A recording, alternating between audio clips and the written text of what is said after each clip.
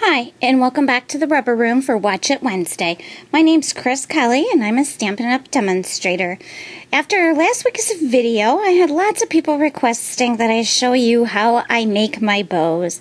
So that's what this week's video is going to be about, and we'll do a little Bow Beautiful video here.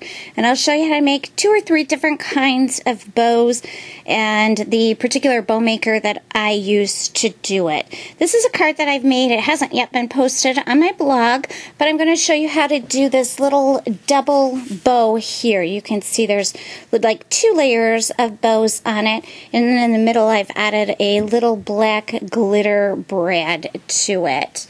And then this is another one of the bows that we'll be making, and this is the card I did share with you last week on Watch It Wednesday.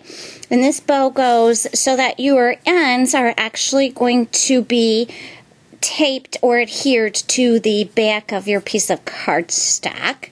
And then this one here is one that I posted to my video or to my blog a couple of weeks ago, and it's a bow with some little tails on it. And this is the actual bow part that I've used a little glue dot behind my knot in the middle of it to a ribbon that's hanging down there.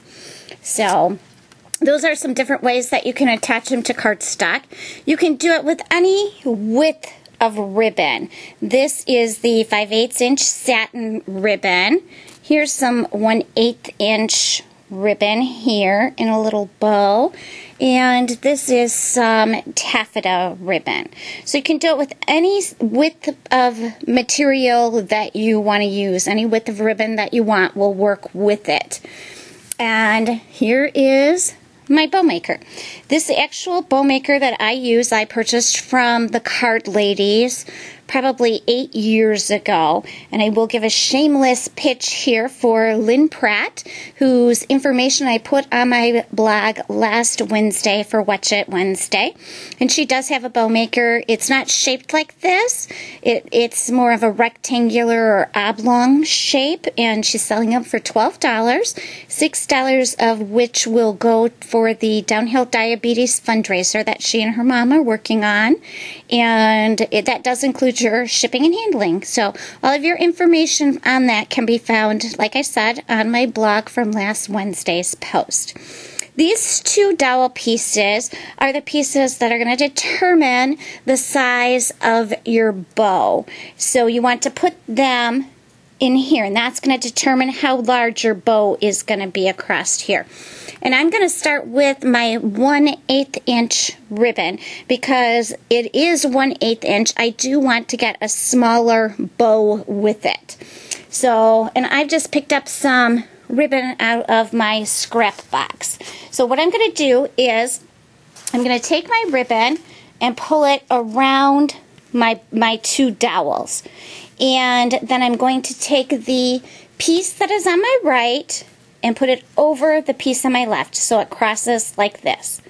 The piece that's on the bottom is then going to come up between the 2 dowels and then down. So now I have it like this. Now I'm going to take the piece that's on the top or in my left hand, and I'm going to put it over the right piece, and I'm going to pull it up through this hole. So I'm just going to pull it up like this, and then pull it tight back here. And then I'm just going to pull my little dowel, my 2 dowels apart to make sure that it's good and tight. And then I'm just going to pop it off my bow maker, and it will look like this. And I can then put this, attach it to the back around 2 pieces or around the back of a piece of cardstock and adhere it. Or if I wanted to cut it to a piece that's going to have tails, I'm just going to slip it back on here so I can show you how to do that. And all I would do is once I get it in there tight, I'm going to take these 2 ribbon tails and pull them down through here so that I have a hold of them, and I'm just going to pull them tight so that they'll hang down as opposed to going straight across. So now I have it where they're hanging down, and all I'm going to do is take my paper craft scissors, which are wonderful for ribbon. I call them my ribbon scissors, but if you're looking in the Stampin' Up! Catalog, they're going to be paper craft scissors. And I'm just going to cut down at an angle to give it the little tails on it. So there you have a perfect little bow there for your card. And if you want to make a bigger one, and I'll use some taffeta ribbon here for this one, all you're going to just move these dowel pieces apart. And with them this width, I'm going to get a ribbon or a bow that is this wide. So I'm going to follow the same format. I don't know if my scrap ribbon is big enough here. So I'm going to start with taking my right one and putting it over the left. Then I'm going to take the bottom piece, and it's going to go over and through the dowels, over the ribbon and through the dowels. And then these two pieces, I'm going to cross my left piece over my right piece, and then bring that left piece right up through my middle hole there. And then just pull it tight. When I get it tight back here, I'm going to tighten my dowel pieces. And it's very forgiving, so you can keep pulling on it until you get it as tight as you want. And then I'm just going to pull it right off my dowel, and there you go. Another perfect, beautiful bow. And the other little trick I'm going to show you is this one here, and that's going to be the double bow there.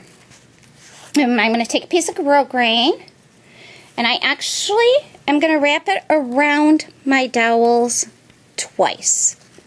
So I have two pieces going around. I have two pieces of ribbon going around my dowels. And I'm going to do the same thing. I'm going to take the piece on the right and cross it over the piece on the left.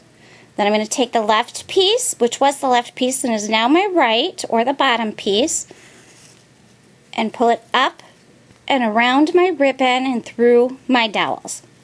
I'm going to take my left piece, cross it over my right, and then pull it up through my hole. And then I'm just going to pull it tight. And for this one, I find it's easiest after I get it to where it's pulled tight. I'm just going to flip my bow maker around so I can actually see what the front of it is going to look like, and just separate them a little bit there so that they're not lying right on top of each other. And again, if I leave it this way, I can adhere these to the back of my card and have a nice little bow on the front of it with the ribbon going around my card piece. Or I can again just pull them down, hold my little bow here, and give a little tug on them so that they'll stay down in this position. And you can also give them a trim while they're on here too. If you didn't want to wait until you were done, you can just give them a little trim on here. I prefer to trim them after I get them onto my actual card so that I know how long or short I want my tails to be. And I'm just going to lift it off there, and I have a nice little, little bow for my card. And those will lay flat when you put it down on your surface. I hope you enjoyed today's video, and I hope that you'll be making some beautiful bows just like I showed you in your near future. Thanks. Have a great week, and happy stamping.